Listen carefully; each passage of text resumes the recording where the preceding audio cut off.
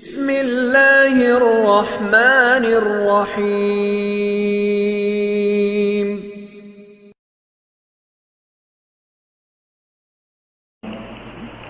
ان الحمد لله نحمده ونستعينه ونستغفره ونعوذ بالله من شرور انفسنا ومن سيئات اعمالنا من يهده الله فلا مضل له ومن يضلله فلا هادي له واشهد ان لا اله الا الله وحده لا شريك له واشهد ان محمدا عبده ورسوله أما بعد فإن خير الحديث كتاب الله وخير الهدي هدي محمد صلى الله عليه وسلم وشر الأمور محدثاتها وكل محدثة بدعة وكل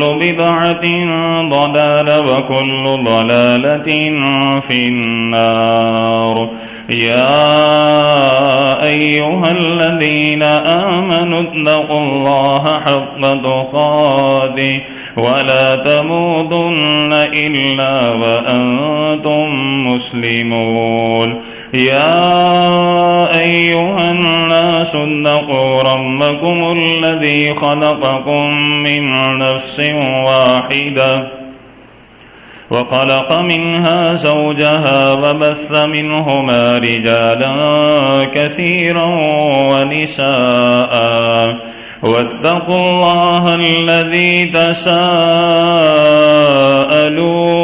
به والأرحام إن الله كان عليكم رقيبا يا أيها الذين آمنوا اتقوا الله وقولوا قولا سديدا يصلح لكم أعمالكم ويغفر لكم ذنوبكم ومن يطع الله ورسوله فقد فاز فوزا عظيما أما بعد فأعوذ بالله السميع العليم من الشيطان الرجيم من همزه ونفخه ونفسه بسم الله الرحمن الرحيم إنما يريد الله ليذهب عنكم الرجس أهل البيت ويطهركم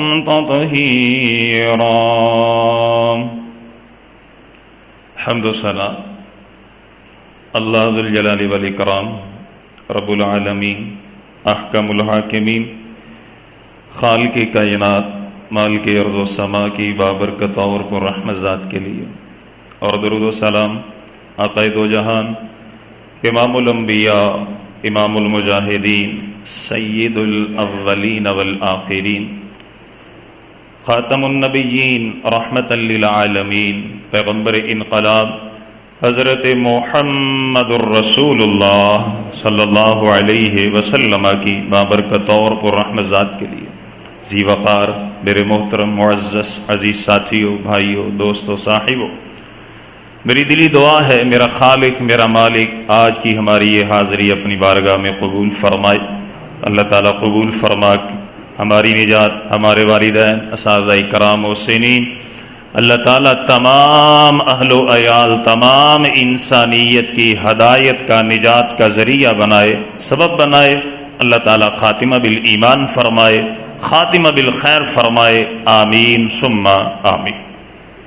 محرم الحرام کے ایام ہیں، اور ان ایام میں جہاں پر اہل ایمان اہل بیت کی شان کو، فضیلت کو، اہمیت کو، مناقب کو ذکر کرتے ہیں، حضرت حسین رضی اللہ تعالی عنہ کی سیرت، آپ کے مرتبے اور مقام کو ذکر کرتے ہیں، وہاں پر کچھ ایسے بھی لوگ ہیں کہ جو اہل بیت کی شان میں گستاخی کرنے والے، اہل بیت اعظام کی شان میں نازیبا جملے اور الفاظ استعمال کرنے والے، آپ کی شان میں تنقیص کرنے والے، تو میرے محترم بھائیوں، میرا اور اہل ایمان کا سب کا یہ حق بنتا ہے کہ زندگی کے جس بھی موڑ کے اوپر، جس جگہ پر بھی ہمیں اہل بیت کا ذکر کرنے کا موقع ملے، ہم ان کا ذکر خیر کریں۔ کیوں؟ اللہ سبحانہ و تعالی نے قرآن مجید فرقان حمید میں اہل بیت کی سیرت اور شان اور مقام کو ذکر فرمایا۔ پیارے پیغمبر علیہ السلام نے اپنی احادیث میں اہل بیت کی شان کو ذکر فرمایا، اور آئیں چند باتیں مختصر سے وقت میں ہم انشاءاللہ اہل بیت کی شان میں سمجھنے کی کوشش کریں گے۔ اللہ سبحانہ و تعالی نے سورہ احزاب میں اہل بیت کی شان کو ان الفاظ میں ذکر فرمایا، انما یرید اللہ لیذہب عنکم الرجس اہل البیت ویطہرکم تطہیرا۔ میرے محترم بھائیو، ان باتوں کو توجہ سے سماعت فرماؤ۔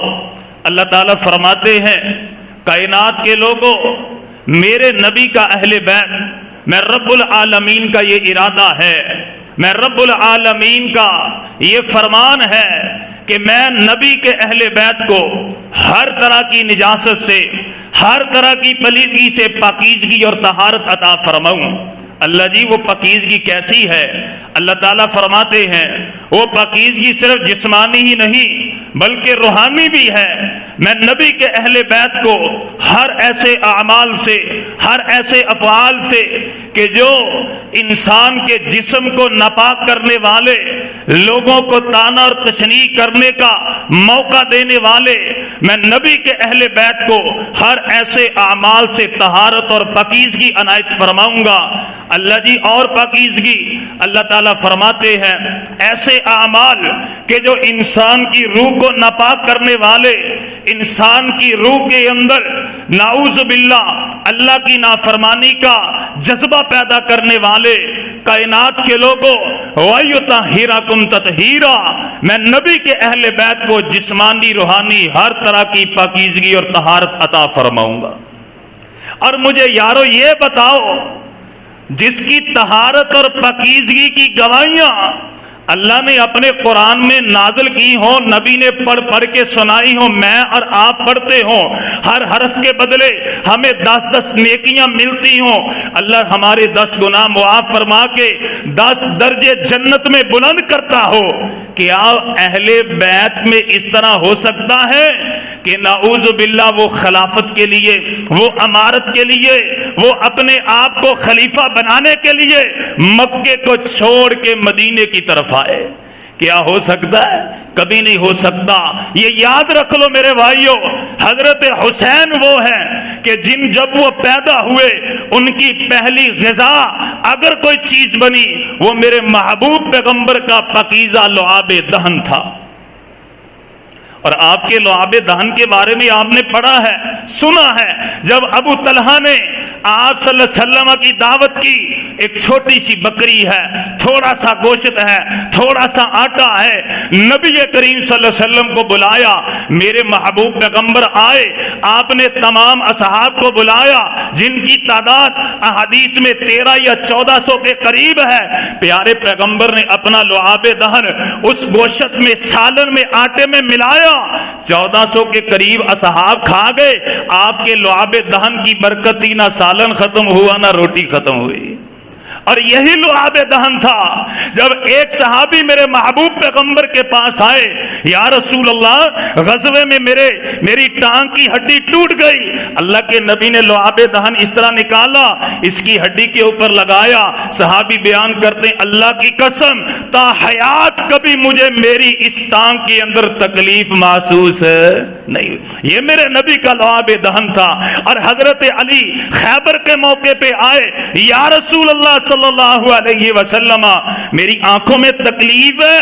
اللہ کے نبی صلی اللہ علیہ وسلم نے اپنا لعاب دہن حضرت علی کی آنکھوں کو لگایا، اللہ تعالیٰ نے آنکھوں کی بینائی بھی ٹھیک کر دی، درد بھی ٹھیک کر دیا، اور خیبر کی فتح بھی عنایت فرمائی۔ یہ میرے نبی کے لعاب دہن کی برکتیں. اور یارو کس طرح ہو سکتا ہے جب وہ پاکیزہ لعاب دہن حضرت حسین کے پیٹ میں گیا ہوگا، حضرت حسین کے دل کے اندر امارت کی لالچ ہوگی، بادشاہت کی لالچ ہوگی، خلافت کی لالچ ہوگی. اس طرح ہو سکتا نہیں. یہ اپنا ایمان اور عقیدہ بناؤ. کہنے والے کہتے ہیں نہیں، جب کربلا کے میدان میں گئے وہاں پر 3 شرطیں رکھی. اس بات کی دلیل ہے نعوذ باللہ حضرت حسین خلافت کے لیے گئے. میں نے کہا وہ شرطیں ذرا پڑھ کے تو سناؤ. کہتے ہیں پہلی شرط حضرت حسین نے فرمایا مجھے اس سلطنت کی طرف جانے دو جہاں کفر اور اسلام کا مارکا ہے. میں حسین وہاں پر جا کر لڑوں گا، جہاد کروں گا، لڑتے لڑتے اپنی جان کو قربان کر دوں گا. مجھے یزید سے ملنے دو، واپس میرے نبی کے شہر مکہ میں جانے دو، وہاں جا کے میں عبادت کروں گا. اور میں کہتا ہوں یہ بھی تاریخ ہے. آؤ اس سے کچھ دن پہلے تاریخ کو پڑھو. جب حضرت حسین نکل رہے ہیں، حضرت عبداللہ بن زبیر آئے، سواری کی مہار پکڑی، کہنے لگے اے نواسہ رسول حضرت حسین رک جائیے، کوفی لا یوفی، وہ آپ سے وفا نہیں کریں گے. اگر امارت کا شوق ہے میں عبداللہ بن زبیر آپ کے ہاتھ پر بیعت کرتا ہوں، مکے کی خلافت امارت آپ کے سپرد کی جاتی ہے، قربان جائے حضرت حسین پر. آپ نے فرمایا عبداللہ مجھے اللہ کی قسم ہے میں امارت کے لیے نہیں، خلافت کے لیے نہیں، بلکہ اپنے نانے کے دین کے لیے جا رہا ہوں. یہ ساری تاریخ ہے. اور میں کہتا ہوں تاریخیں چھوڑو، اللہ کی قسم دنیا کی ساری تاریخیں، ساری تحریریں، ساری تصنیفیں مل کر میرے رب کے قرآن کا مقابلہ کر سکتی نہیں. اور رب کا قرآن کیا کہتا ہے؟ انما یرید اللہ لیذہب عنکم الرجس اہل البیت ویطہرکم تطہیرا. اللہ فرماتے ہیں نبی کے اہل بیت کو میں رب العالمین نے پاکیزگی اور طہارت عنایت فرمائی. اور آئیں توجہ فرمائے، نبی کریم صلی اللہ علیہ وسلم کی حدیث صحیح مسلم کتاب فضائل صحابہ میں پیارے پیغمبر سے حضرت حسین رضی اللہ تعالی عنہ روایت کرتے ہیں. آپ فرماتے ہم مدینے سے نکلے، چلتے چلتے غدیر خم کے مقام پر آئے. نبی معظم نے فرمایا ٹھہر جاؤ، یہاں پڑاؤ ڈالا. اللہ کے نبی صلی اللہ علیہ وسلم کے تمام اصحاب جمع ہوئے. حضرت حسین بیان کرتے ہیں اللہ کے نبی کھڑے ہوئے. آپ نے کھڑے ہو کر خطبہ بیان فرمایا. آپ نے فرمایا الا اے میرے صحابہ خبردار خبردار، الا خبردار، توجہ سے میں محمد کی بات سنو.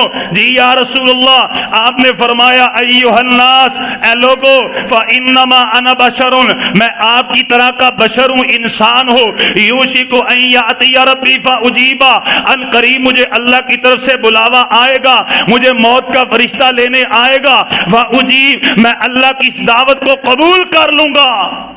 وَأَنَا تَارِكٌ فِيكُمْ ثَقَلَيْنِ، آپ نے فرمایا میں تم میں 2 بڑی مضبوط چیزیں چھوڑ کر کے جا رہا ہوں. اولہما کتاب اللہ، آپ نے فرمایا ان میں سے پہلی چیز کتاب اللہ ہے. فَخُذُوهُ، آپ نے فرمایا اس کو پکڑ لو، اس میں ہدایت ہے، اس میں نور ہے. وَاسْتَمْسِكُوا بِهِ، آپ نے فرمایا اس کے ساتھ چمٹ جاؤ، قرآن کو نہ چھوڑنا.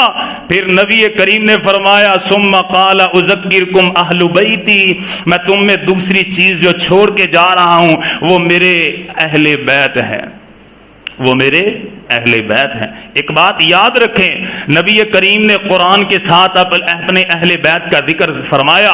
جس طرح قرآن کا ادب کرنا ہمارے ایمان کا حصہ ہے، واجب ہے، اہل بیت کا ادب کرنا، احترام کرنا یہ ہمارے ایمان کا حصہ ہے. جس طرح قرآن سے محبت ہمارے ایمان کا جز ہے، اہل ایمان سے محبت اور اہل بیت سے محبت ہمارے ایمان کا جز ہے. جس طرح قرآن سے پیار کیا جائے، ادب کیا جائے، اسی طرح اہل بیت کا پیار اپنے سینوں میں رکھا جائے. اور ہاں توجہ سے، جو بندہ قرآن کا منکر وہ بھی جہنمی، اور جو اہل بیت کا منکر وہ بھی جہنمی.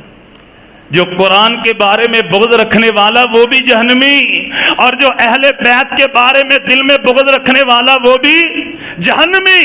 اور یہاں پر ہی بس نہیں، اور جو قرآن کے بعض حصے کو مانتا ہے بعض کا انکار کرتا ہے وہ بھی جہنمی، اور جو بعض اہل بیت کو مانتا ہے بعض کو انکار کرتا ہے وہ بھی جہنمی۔ بعض کہتے ہیں نا تفریق کرنے والے، نہیں، نبی کریم نے فرمایا اذکرکم اہل بیتی، اور لوگوں قرآن کا بھی ادب کرو، میرے اہل بیت کا بھی ادب کرو۔ اگر قرآن کے منکر بن گئے جہنمی، اگر اہل بیت کے منکر بن گئے پھر بھی جہنمی۔ بات میری نہیں، نبی کریم جناب محمد الرسول اللہ صلی اللہ علیہ وسلم کی حدیث، پیارے پیغمبر کی حدیث، حدیث صحیحہ میں آپ نے فرمایا والذی نفسی بیدہ، لوگوں مجھے اس ذات کی قسم ہے جس کے ہاتھ میں محمد صلی اللہ علیہ وسلم کی جان ہے، آپ نے فرمایا لا یبغضنا اہل البیت احد، کوئی بھی بندہ جو اہل بیت کے بارے میں اپنے دل میں بغض رکھے گا، حسد رکھے گا، تفریق رکھے گا، الا ادخلہ اللہ النار، اللہ تعالیٰ اس کو جہنم میں داخل فرمائیں گے۔ تو اہل بیت سے محبت، پیار، یہ ہمارے ایمان کا جز ہے۔ نبی کریم صلی اللہ علیہ وسلم نے اہل بیت کی شان، مقام کے بارے میں ذکر فرمایا۔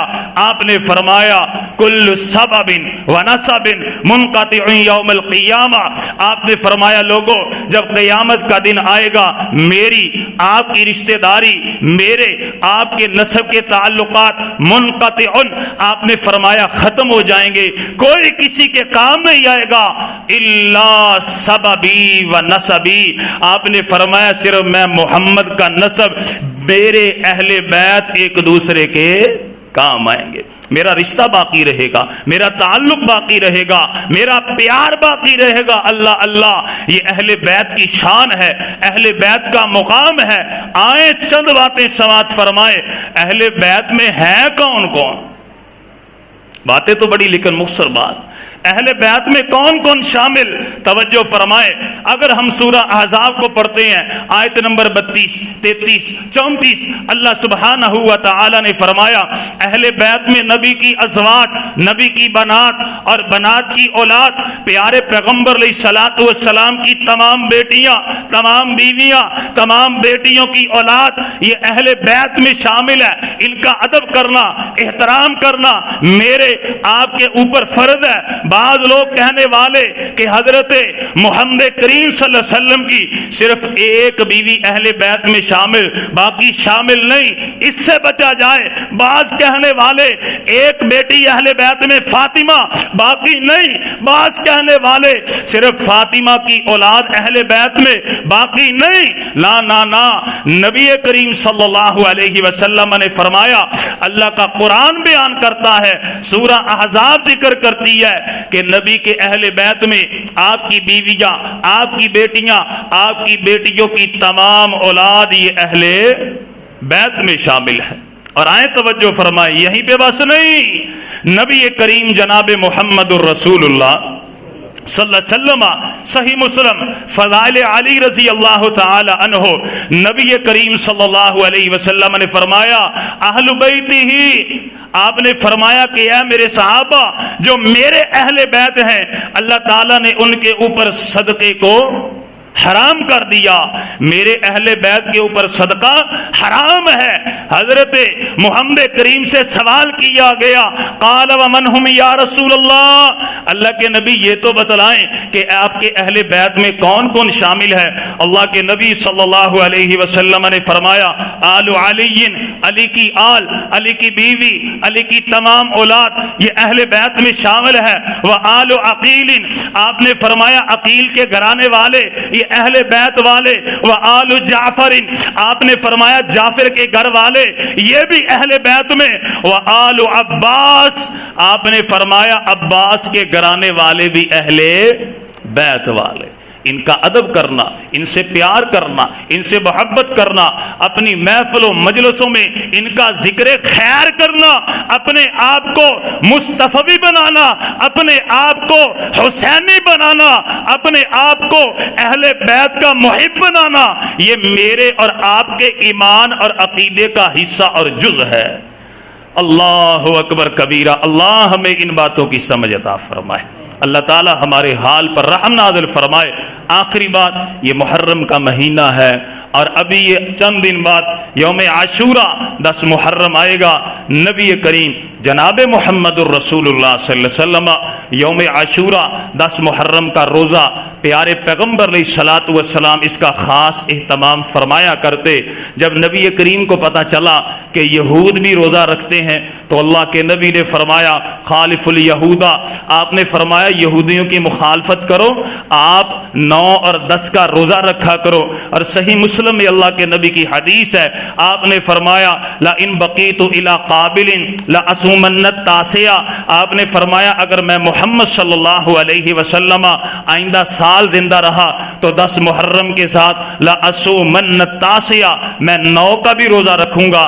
لیکن اللہ کے نبی صلی اللہ علیہ وسلم کی زندگی نے وفا نہ کی، نبی کریم صلی اللہ علیہ وسلم اللہ کی جنتوں کے مہمان بن گئے۔ تو اس حدیث سے پتہ یہ چلتا ہے میرے محترم، کوشش یہ کی جائے کہ 9 اور 10 محرم کے 2 روزے رکھے جائیں۔ اللہ کے نبی جی اس کا فائدہ کیا ہے؟ اللہ کے نبی نے فرمایا صحیح مسلم میں، آپ نے فرمایا یکفر السنۃ الماضیہ، آپ نے فرمایا جو 2 روزے رکھے گا اللہ اس کے بدلے اس کے 1 سال کے پچھلے تمام گناہوں کو معاف فرما دیں گے۔ تو میرے محترم بھائیوں، یہ چند باتیں اہل بیت سے محبت کے بارے میں اور محرم کے حوالے سے اور عاشورہ کے روزے کے حوالے سے ہم نے سنی ہے۔ اللہ عمل کی توفیق عطا فرمائے، اللہ تعالی ہمیں اہل بیت سے محبت کرنے والا بنائے، اللہ تعالی کمیاں کوتاہیاں معاف فرمائے، درگزر فرمائے، محب اہل بیت بنائے، اور اللہ تعالی ہم کو قیامت کا دن ہو نبی کے اہل بیت کے ساتھ حوض کوثر اور جنت میں ٹھکانہ عطا فرمائے۔ آمین وآخر دعوانا ان الحمد للہ رب العالمین۔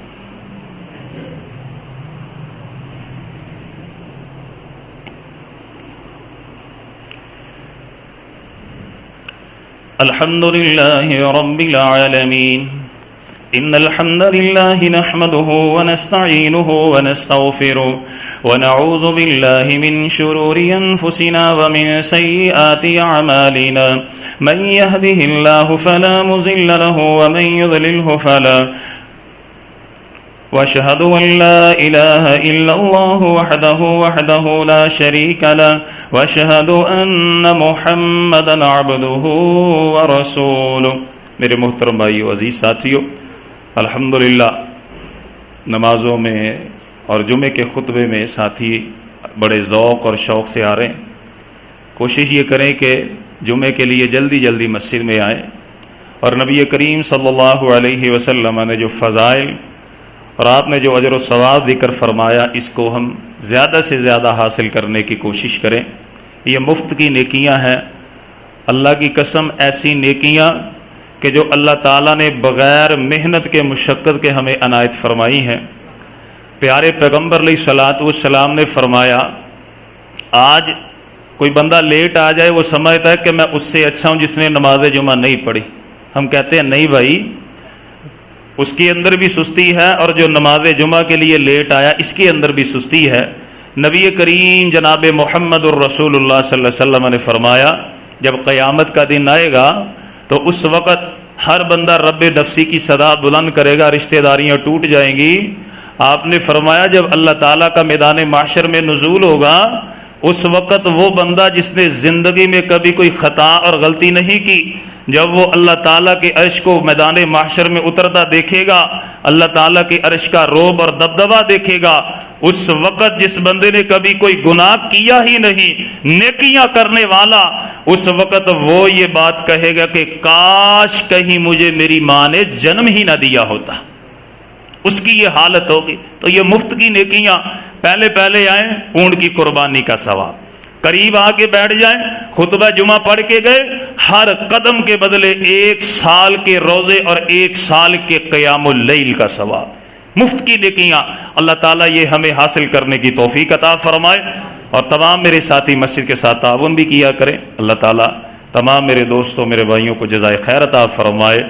اللہ تعالیٰ آپ کی یہ تشریف آوری بیٹھنا اپنی بارگاہ میں قبول فرمائے، آمین۔